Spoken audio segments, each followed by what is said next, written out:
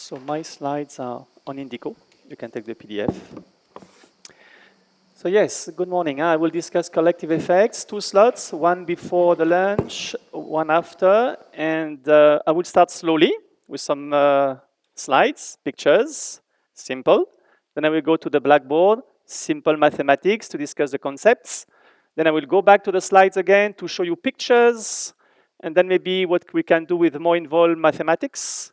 And then discuss also the collective effects and lessons from the LHC and collective effects of the muon collider, what we did already and what we want to do in the future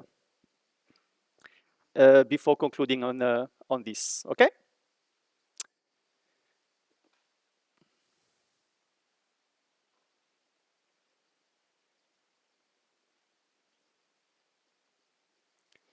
Okay, I think it's perfect. Thank you so much. Let's start. So 45 minutes until so almost 1:15. Okay, this 45 minutes until. Okay, of course it will be quite interactive. If you can participate, it would be great. So what is the link between a group or bunch of particles, protons in the sun LHC, the famous magnetar that Luca Bottura mentioned, the neurons in the human brain, and the stars in the galaxy? Any link between all of them? I will not waste a lot of time, but just to say that it is the number. We have a similar number of photons per bunch in the LHC than neurons in the human brain, the stars in the galaxy, and the magnetic field. And what is this number? Order of magnitude? 10 to 11, okay? And for the muon collider, we would like to gain even one order of magnitude because we like to collide 2 bunches with about 2, 10 to 12. Nevertheless, it's true that the normalized emittance, mentioned I think by Daniel at some point, will not be 2.5 micrometers like we have in the LHC, but 25. So we will multiply by 10 the intensity, but we multiply also by 10 the normalized transverse emittance, meaning that the brightness, which is an important concept, as you will see in this course, is more or less the same, n over epsilon. Furthermore, in addition, we like to, we don't have only one bunch in an accelerator most of the time. We have many bunches. Do you know how many bunches do we have in the LHC?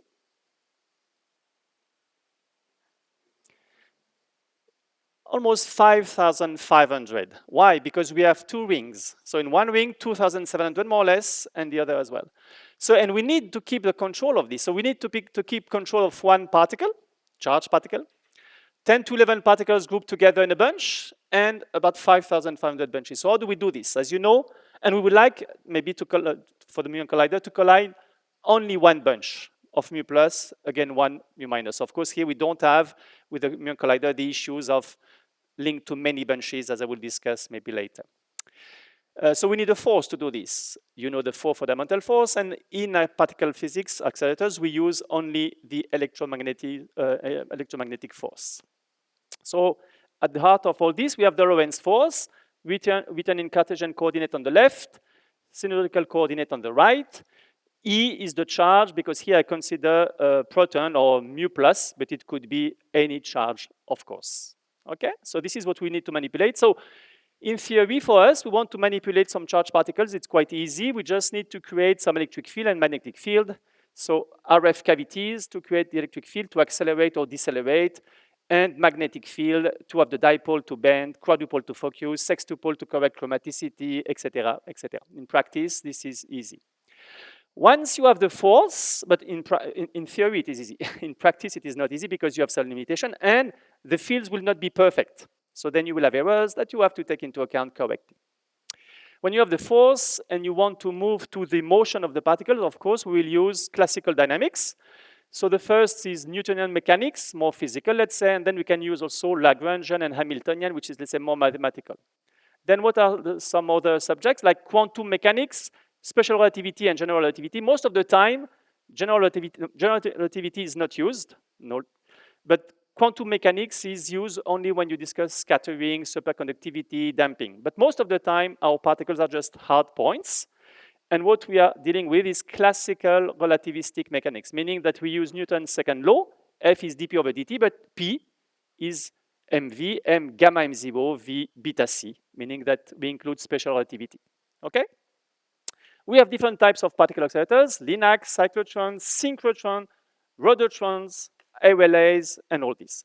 I will focus here on a synchrotron, meaning that this is the picture you should have in mind. You have, let's say, a perfect cycle, center O, the radius is R, azimuthal angle theta, we start at S, azimuthal coordinate, S equals 0, and we follow the synchronous particle at the center of a Fresnel-Serre frame. And we have a vacuum chamber. The circular design orbit ideally is in the center of this vacuum chamber. Everything is perfect. The designer made a great job. And you understood from Chris and Daniel that the particle, let's say if I take one particle, so first, the synchronous particle is at the center of the frame, and it is moving at S, with the velocity v, okay? And then we express the motion of the other particle, let's say another particle, with respect to it. So the picture you should have in mind is this particle is oscillating in the three planes, x, y, s, so the two transverse and longitudinal. Huh? Longitudinal, so it goes above or before the synchronous particle, after, before, after, and in horizontal, left, right, up, right, etc. Okay? This is in transverse, this is governed by the Hill's equation, and this is the solution is a kind of a pseudo-harmonic oscillation with the amplitude and the phase depending on S. But in our case, here I will simplify with a simple harmonic oscillator, as you will see, okay? And then, due to the imperfection, if you look at the tune diagram, QX, QY, on the left, I wrote the resonances. I think Daniel or Chris mentioned this. We have errors, we have nonlinear magnetic fields, and then you have lines where you should avoid to be, okay? So you put your working point, and I remind you when I said before the particle is oscillating in the three planes, it's oscillating with a tune. Remember the tune? Number of betatron oscillation in transverse per turn, and number of synchrotron oscillation per turn in longitudinal. Okay, so a particle has a QX, QY, QZ, which are the tunes, fundamental quantities. In transverse, only QX, QY, this is what's called the tune diagram. So the working point of the machine has to be far from these main resonances, otherwise there will be excitation, you will lose this particle. Okay, this is the starting point. Let's assume, as I said, all the particles are oscillating with the same tune in X, same tune in Y, same tune in longitudinal. So we have just one point here on this tune diagram, okay? And let's assume these are just harmonic oscillator, okay? So X double dot plus omega X square equals 0, okay? Fine for you? To simplify for what we want to discuss today. But let's start from the very beginning, and let's imagine that we would like to accelerate and collide two bunches or beams of particles. Any particle that you would like, in fact. What can happen to this single particle? So the first thing, what should we do with this particle? You want to collide the particle. What are the main requests you need? First, this particle has to be charged. It has to be charged. Let's say it is plus, like this, charge. Why? Because you want to manipulate it with electromagnetism. Okay, so charge. Then it has to circulate. So second, you want to manipulate it. So you would like it to exist for sufficient time. With protons, electrons, ions, it's easy. With muons, we enter a different world, okay? Third, can I propagate this particle in this room? Maybe not, because this is not vacuum here. Huh? So you need to put a vacuum chamber, pump, and so you have a beam pipe. Let's assume it's a circular, cylindrical one. Put the vacuum, then you can circulate this particle. Then what can happen to this particle? I told you I would like two bunches colliding. So what can happen if I look at one particle? This particle, it will have to be bent if it is a synchrotron. So it can lose energy, synchrotron radiation. What else?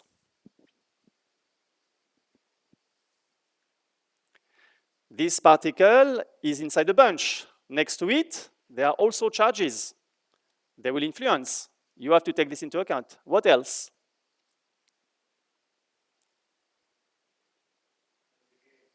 What? The what? It can decay, yes. This is what we said before. Yes, it can decay. What else? So you have to take this into account.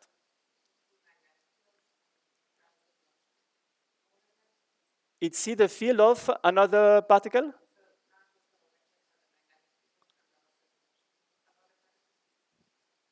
I don't know if it sees the field from other particles, yes? Oh, yes. Yes, it sees, yes. But this is what, but let's imagine you have this particle, you have other particle next to it. There is an interaction. We have to take this into account. We will collide. There will be an interaction during the collision, okay? What else? There is a beam pipe around, huh? So you have a plus circulating, around you have a beam pipe. It will interact with the beam pipe. You have to take this into account. Okay? What else? Maybe you have some electrons, and you have a proton coming, it will attract the electron. What else?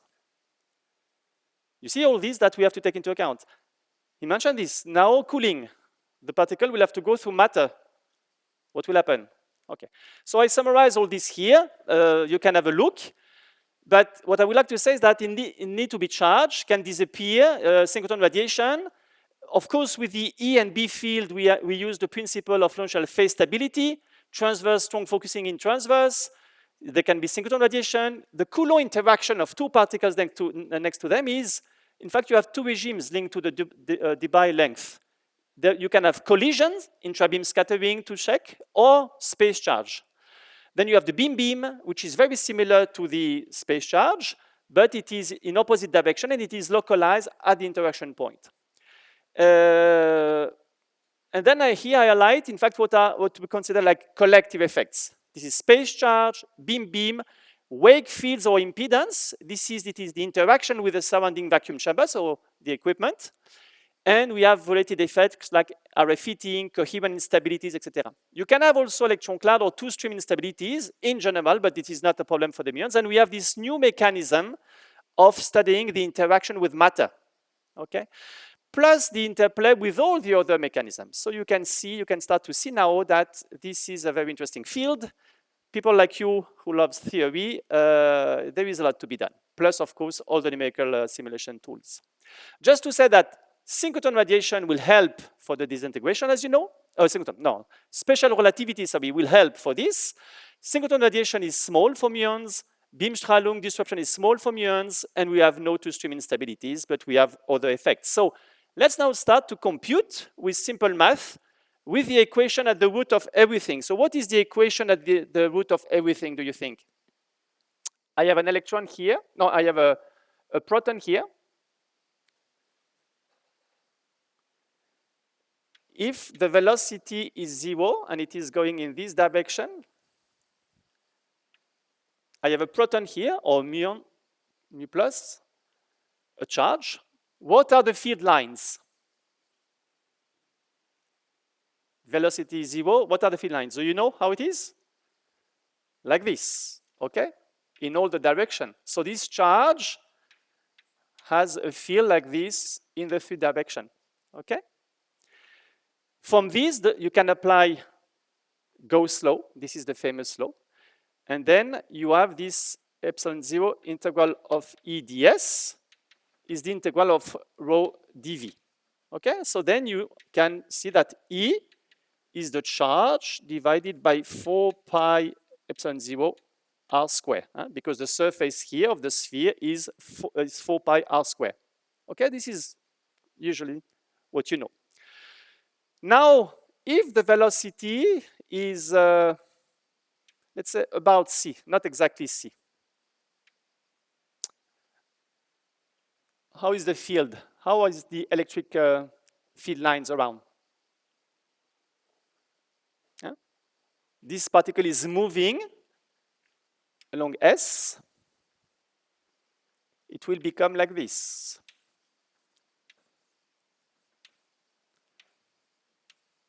With an angle here, which is given by about 1 over gamma. And now let's go to V equals C. How are the field lines, electric field line? It is like this, fully transverse, okay? This is the image that you should have. So here, These are electric field lines. What are the magnetic field lines here for this charge at rest? 0, because there is no current. But here, the charge are moving, and a charge moving is a current. So then there is a magnetic field. Okay? So then if I continue even with this picture like this, the next step is this at V equals C. But then, as I said, I have a beam pipe, which is smooth for the moment, perfectly conducting. What happened to the electric field lines? In fact, they are the same if V equals C, except that then it will finish on the boundary, and there on the boundary, it is cylindrical, let's say symmetry, you will have a ring of minus E charge, following the particle. So the particle going in this direction at V equals C, then there will be a ring of electrons around circulating. Okay? There is a delta function here. Now next, this particle here is circulating in a perfectly conducting beam pipe. But now,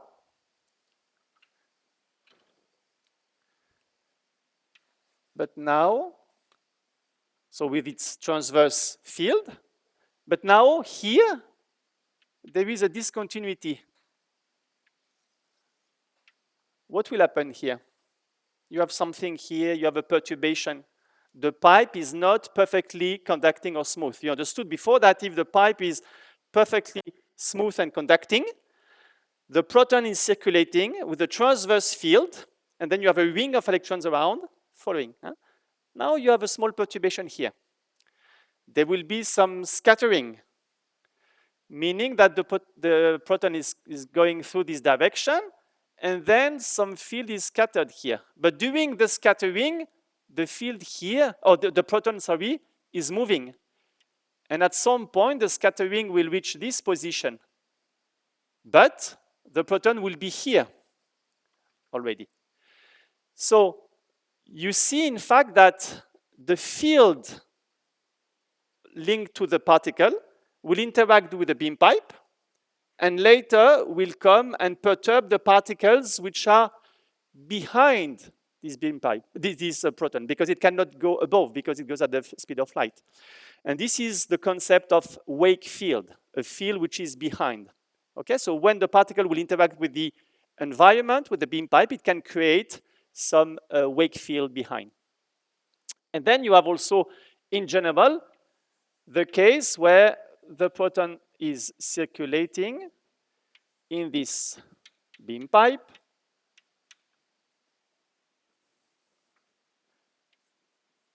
but then it sees a kind of a cavity. So there, the field will be like this, and then also maybe like this, because it has to respect, if it is perfectly conducting, the fact that it has to come normally to it. And then it will leave, but in the cavity, you will have a voltage which will depend on time, like this, which will oscillate. And so if you have a particle coming here, this one, after some time, there will be some oscillating in the cavity, and if another particle is coming, it will see some voltage, and it will be deflected. So you can see like this, all the things that you need to take into account. Okay? But let's start first from the situation where we are most of the time. To simplify, we take this situation here, this one, okay? Because we can also assume that V is about C, and we can use also Gauss law. This is why it is very fundamental and at the basis of it, because the Gauss law, you can use it even if the speed is close to the speed of light. Okay? So if you do the same thing here, you can draw this pillbox cavity here and apply also Gauss law. And then you will have ER, because it's purely radial, times 2 pi r L is the charge. Okay? So then you can write that ER is E over 2 pi r, or let's say 1 over 2 pi r, times the charge divided by L. This is the line density. But if L, you make it very infinitesimally small, because the field is purely transversal, this can be written like E Dirac function of S minus Vt. V should be C exactly. In fact, it is a Dirac function. But even if V is about C, you can use it. You can, okay? In fact, the next 13 slides, you see 1 over 13, I wrote them by hand. And this is more or less what I do here, except that there I put all the detailed computation. Huh? So you can see that I said that I use here, can I use this? Yes, here, Gauss law for this one, and I obtain this E over 2 pi, yes, because there was epsilon 0 as well here. Okay, so this is, the field E is purely radial. It's E divided by 2 pi epsilon 0 r, a delta function. This is the image that we have most of the time, okay? As I say here, in the presence of a perfect conductor, then the lines are just truncated. Oh, okay, like this, but it's exactly the same thing. Perfect. Now let's move to the magnetic field lines in this situation. We said here we have no magnetic field lines, of course. In this situation, what are the magnetic field lines? So here you have two ways to solve this. Either you use also the Ampere's law, or you go in the frame of the particle, because in this frame, this particle is at rest. So then you have only the electrostatic, let's say, field. There is no magnetic field. And then you come back in the frame of the laboratory frame, because you have Lorentz transformation of the fields. You can find them also in my appendix. Okay? So you can see simply that, in fact, B will be only an azimuthal component, B theta, which is beta over C ER. Okay? So we have the electric field, we have the magnetic field. For the moment, I don't take into account the interaction with the vacuum chamber around. Huh? So then, next is to compute the force between, let's say, two particles, this one and this one, and they are moving in this direction. So what happened here? There is first a repulsion here, Coulomb repulsion at rest, but in addition, now these are currents moving. As this current is moving, it has around it a B theta. Okay? And then you will see that if you take into account the B theta, then you will see that you have an attractive force. So this is why the force is E times ER minus V B theta, as we saw before, the Lorentz force. And then it is E times ER minus beta C times beta over C ER. And it is just E ER times 1 minus beta square. This is the Lorentz force between two charges of the same. I have a bunch. I look at two charges inside the bunch. They are moving together with the same charge. The interaction between the two, or the Lorentz force between the two, is this one. 1 minus beta square is just 1 over gamma square. So the Lorentz force between two particles is this one in transverse. Huh? In longitudinal, you saw before that you have delta function. So two particles, if one is in front of the other, they don't see each other because they have a delta function. Okay? But if they are next to them, to them, they see this force. And if gamma goes to infinity, the force disappears. You agree? Huh? This is why this is what we call the space charge effect. So this is the Coulomb repulsion. Space charge is you have two particles or an ensemble of particles. They are interacting, but there is the Coulomb repulsion and the magnetic attraction. Okay? And at the speed of light, the magnetic attraction compensates exactly the Coulomb repulsion. This is why it disappears. This is the simple, let's say, approach of space charge. But what I wanted to say here, I think there was something else I wanted to say. Let's check.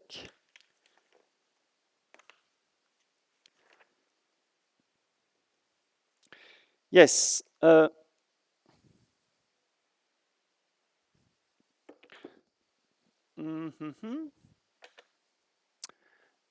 Is it clear here? Yes? Now, if instead of these two particles, let's say, going together, I would have one proton going in one direction, another proton going in the other direction. At some point, they are next to each other, and it's the same as this, except that you would have, in this case, Fr times Er 1 plus beta square. Because when the two protons goes in opposite direction, when they see each other, there is the Coulomb repulsion, but now the magnetic field is in the other direction because the particle is moving in the other direction, okay? So then you have also repulsion. So now you have 1 plus beta square. And this one, the space charge effect, let's say, of two particles going in the same direction disappears at high energy.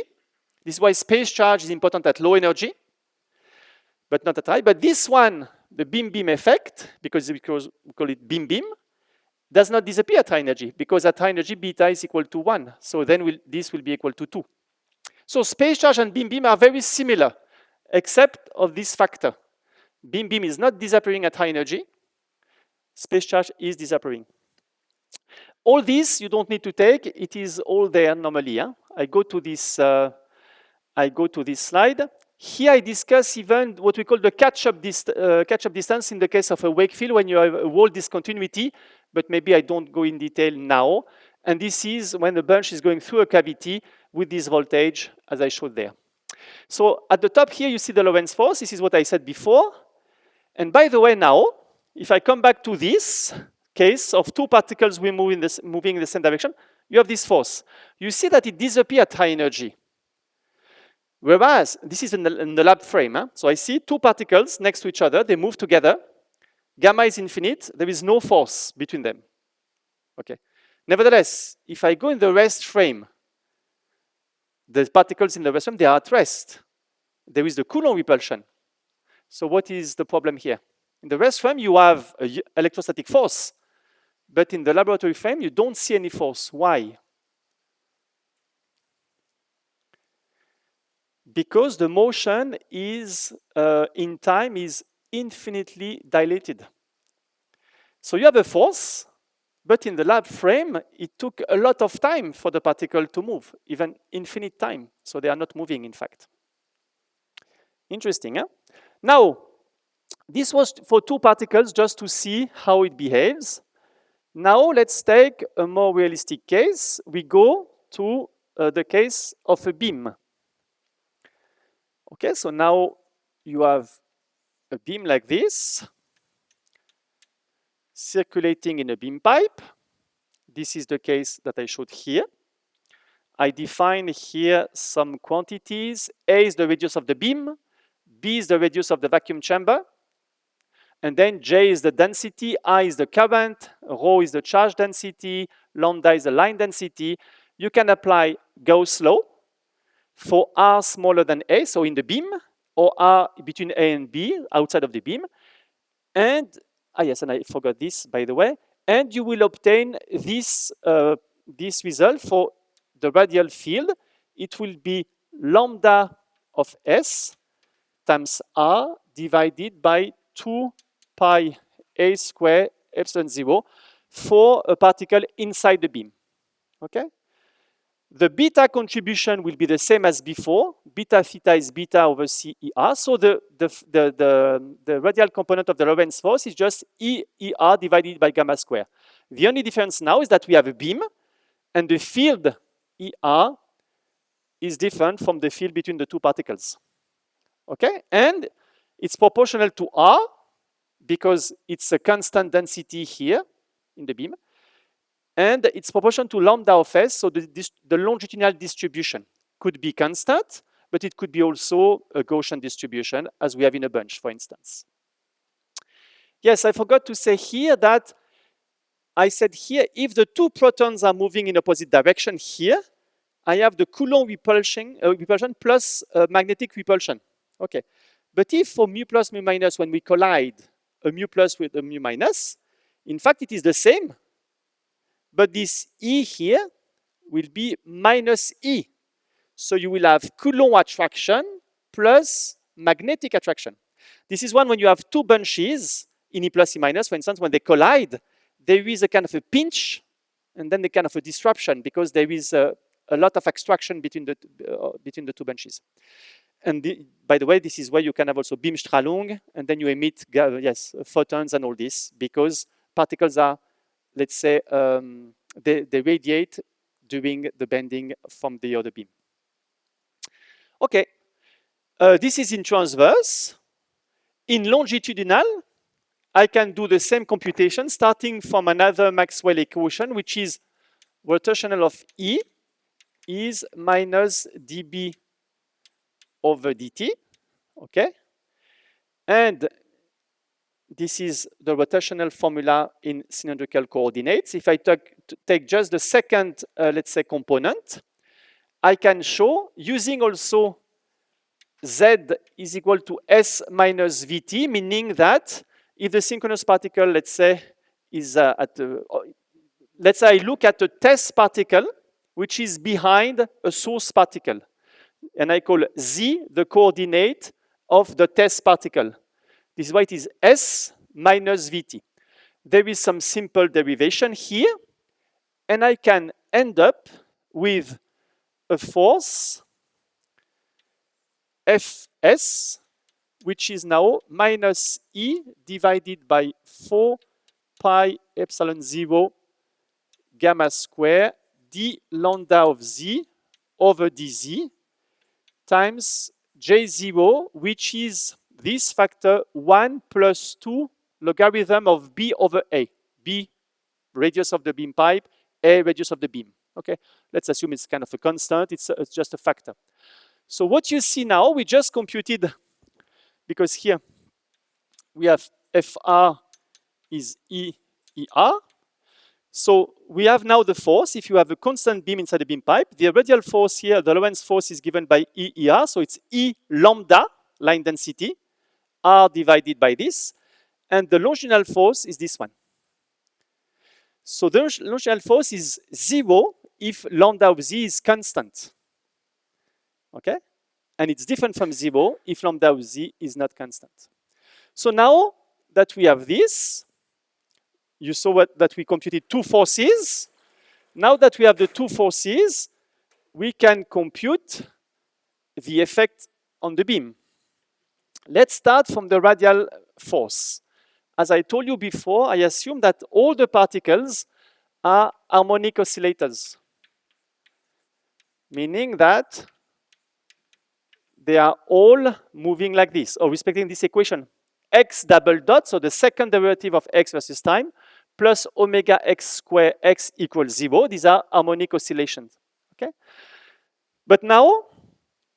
And this oscillation is coming from the external field, magnetic field that I put, magnet, etc., quadrupole, dipole, to manipulate my particle. But now, in addition, I need to add the beam-induced fields that we computed. So I need to include Fx. I computed Fr, but Fx is the same. It is E lambda divided by 2 pi s square epsilon 0 x. It's Fx divided by F is MA. Newton's second law. So A is this, Fx divided by m is gamma m0. So then I have also a gamma m0. So I can write it like kx, okay? So then it is x double dot plus omega x square minus k, x equals 0, okay? So then this, I call it omega x 0, it was the initial value. Now I call it omega x square, so it's a new Betatron frequency,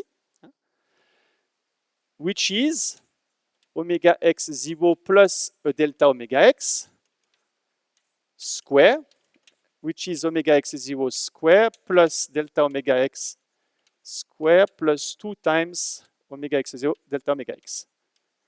I neglect this because it is small, and so I can equate this with this, and you will see that the delta omega x that I am looking for is minus k divided by 2 omega x 0 with this k, which is here, from which is the space charge force.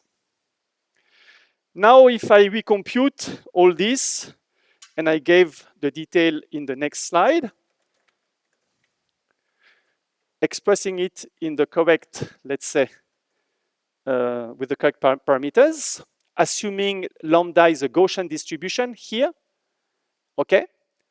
Replacing the A by square root 2 of sigma x, also a Gaussian distribution in transverse, and I assume x is much smaller than sigma x. Remembering that the emittance epsilon x is sigma x squared divided by beta x, that I use the smooth approximation. The beta function is changing along the accelerator, but for our case here, I just assume it is constant because our mechanism takes several turns. So it is just R divided by Qx0. Here I define the normalized emittance, which is the geometric emittance divided times beta gamma, and I conclude that I have a delta Qx. I had omega x. Omega x is the angular Betatron frequency.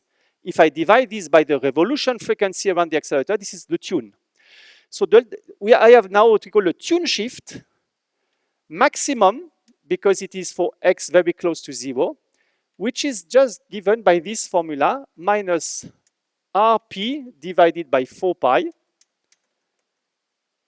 times Nb divided by epsilon x normalized times 1 over beta gamma square times 1 over b,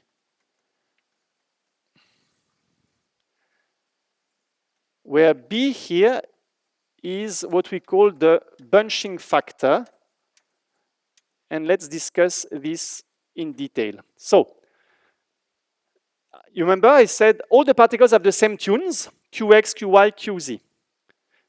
In horizontal, let's have a look only in horizontal.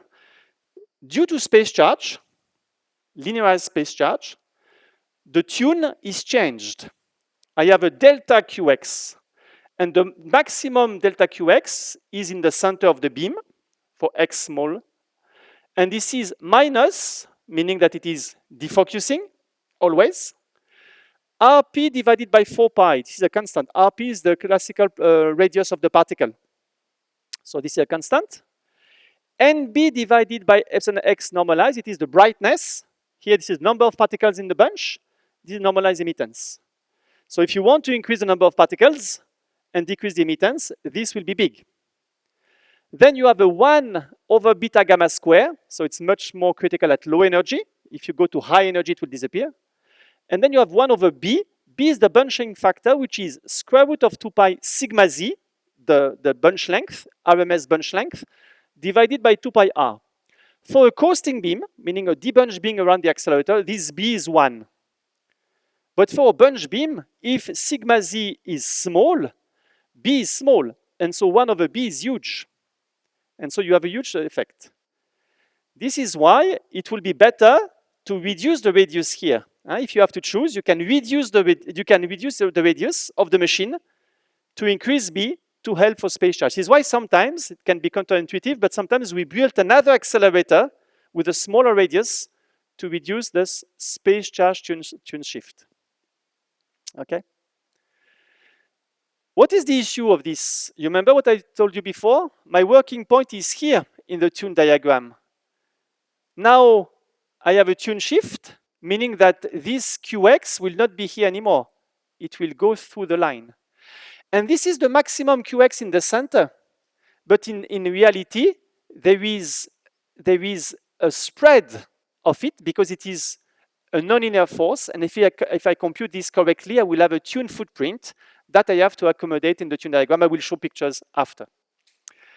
In longitudinal, it is the same. We can do the same in longitudinal. And we will arrive to a tune shift in longitudinal. So I start from the equation in longitudinal z double dot plus omega z0 square z equal. This time there is a minus eta fz divided by gamma m0. This you have to come back to this equation the way it is derived, but it is Newton's second law. But you have this minus eta. I remind you that eta is 1 over gamma transition square minus 1 over gamma square. I don't know if you had time to discuss this. It's a fundamental parameter in longitudinal beam dynamics, meaning that in longitudinal beam dynamics, there is the notion of transition energy. When gamma is equal to the gamma transition, eta is 0. Eta is the slip factor. And then there will be a motion in longitudinal phase space in one direction below and in another direction above. It's a critical point we can discuss maybe more in the future. Same thing here. This Fz or Fs, I can linearize it. If I consider a Gaussian distribution and I linearize it, I can play the same trick and I arrive to this important formula. Delta Qz max is eta nb E square J0 R square divided by 8 pi square root of 2 pi epsilon 0, the total energy QZ0 sigma Z cube beta square gamma square. So same thing, harmonic oscillator in longitudinal. Due to the longitudinal space charge force, the linear one, to simplify first, so in the center of the bunch for small z, give you a tune shift. So now I remind you that the QZ is the longitudinal tune, which is linked to the RF voltage. You put some RF voltage, the particles are oscillating around the synchronous particle. If delta QZ is too big, then QZ can disappear. And if QZ is 0, it means you have no synchronous oscillation anymore. So then the bunch is debunching, and you have no longitudinal force. But the difference compared to the transverse case, which was always defocusing, here there's a difference because eta, everything is positive except eta, which is negative below transition and positive above. So eta below transition, eta is negative, so the space charge force will defocus. And if it is too big, meaning if delta QZ is equal to minus QZ0, there is no longitudinal focusing anymore, and there is a problem. This is what Chris also mentioned with beam loading, in the sense that this can come from space charge only, longitudinal space charge, or from this plus the interaction with the cavity from the impedance point of view. But already from space charge, and in fact for their case, it's space charge the most important. So what can you do to counteract this? You see, you can reduce the number of particles. This is not what you want. This you cannot do. You could reduce the radius if it is a synchrotron. Here you could increase the energy. Increase QZ0, meaning increase the RF voltage. Increase the bunch length, because it goes with sigma z cube. Or increase the energy. But when all of this is fixed, then it's difficult to do anything. As you will see, a solution that we have in synchrotron is to add what we call an inductive insert, but I will speak about this after. This was for space charge. So you saw that we have forces In fact, these are non-linear forces, but for the computation, I just linearize it, look at the maximum, but in theory, this is more complicated. I will show pictures after the lunch. But now, if I take into account the interaction with the impedance, meaning I take into account the interaction with the beam pipe. In transverse, I can show, you can find it in other lectures of mine, but I have no time here. We can show that if the beam is displaced in the vacuum chamber, is not going in the center, then you have a coherent force which is just lambda E over 2 pi epsilon 0 gamma square B square X average. Before, we had B replaced by A and X bar replaced by X for a particle inside the beam. But I just tell you that if now you have a beam off axis in a beam pipe, perfectly conducting beam pipe, you have a coherent force like this. Okay? And then you can, as I said here, define something which is called the impedance, and which is defined as J, imaginary unit, times EIX bar, sum over the circumference of this force. Okay? And if you do this for the space charge force, then you will find that the space charge impedance is J R Z0 divided by beta gamma square B square. In this way, I introduce the concept of impedance simply. In the general case, it's much more complicated.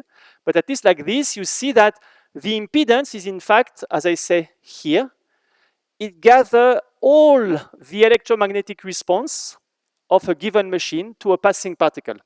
So you have a particle going through a beam pipe. Now I look at the interaction with the beam pipe. Whatever the beam pipe is, it could be not smooth, not perfectly conducting, etc., etc. But then I can compute this electromagnetic property in a wake field in time domain or in impedance in frequency domain. They are linked by Fourier transform. In the case of a space charge force, it's very simple, and the impedance is purely imaginary. Okay? When it is purely imaginary, in fact, it leads to a real tune shift, as we saw before. But in general, it will be complex with a real part. And the real part can lead to an imaginary tune shift. Imaginary tune shift means instability. Okay, this is what I say here. For the general case of a non-perfectly conducting beam pipe, Zx is a complex function of frequency. So now, if I consider the general case of an impedance, not perfectly conducting, not smooth, etc. It can be anything. It's a complex function of frequency. And I write again the equation x double dot plus omega x 0 square x. And now I put here on the right-hand side the general relation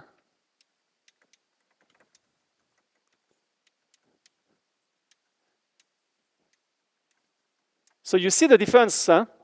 Before, I had this harmonic oscillator for this particle x, and on the right-hand side, I had the term in x, meaning it was the x of the particle. There was no interaction with impedance. It was just space charge. Now that I have the beam pipe, this particle x on the right-hand side has a force which is linked to the center of mass of the beam. Okay? This is here the interaction. So now, indeed, you see that if I take the space charge impedance, you see that it is an imaginary part. So J times this will be a real term. I put it also on the left. I have a real tune shift. Okay? So in fact, this is what I show here. I assume I look at this solution. I assume that x bar a j omega c t. Omega c is for the center of mass. I solve it, and I do like this, in fact. You see you have this, if it is like this, the second derivative is minus omega c square. then I develop this and I say that omega c is close to omega x0. So I have omega x0 minus omega c times omega x0 plus omega c. So I assume it is about 2 omega x0. And I have this fundamental relation here now that I can find omega c, which is the frequency of the center of mass, which is the omega x0 of all the particles, plus a delta omega c. But this delta omega c now, let me write like this, sorry. Omega c minus omega x0 is delta omega c, which is ux minus gvx, because in the general case of an impedance, if the impedance is complex with a real and imaginary part, then let's say the coherent frequency shift will be complex. I write it like this: ux minus gvx. Ux is the real part of the shift, like the space charge we had before, but vx is the imaginary part, which is linked to the real part of the impedance that you have in general. Okay? And now, as I am looking at motion exponential to omega c t, and in general omega c is complex, I can write e exponential j omega c real plus j, or I will call it omega r, plus j omega I, imaginary part t. This is exponential j omega r t, exponential t over tau. I define here a rise time, and tau is just minus 1 over omega I. So I have omega c minus omega x0 is ux minus gvx.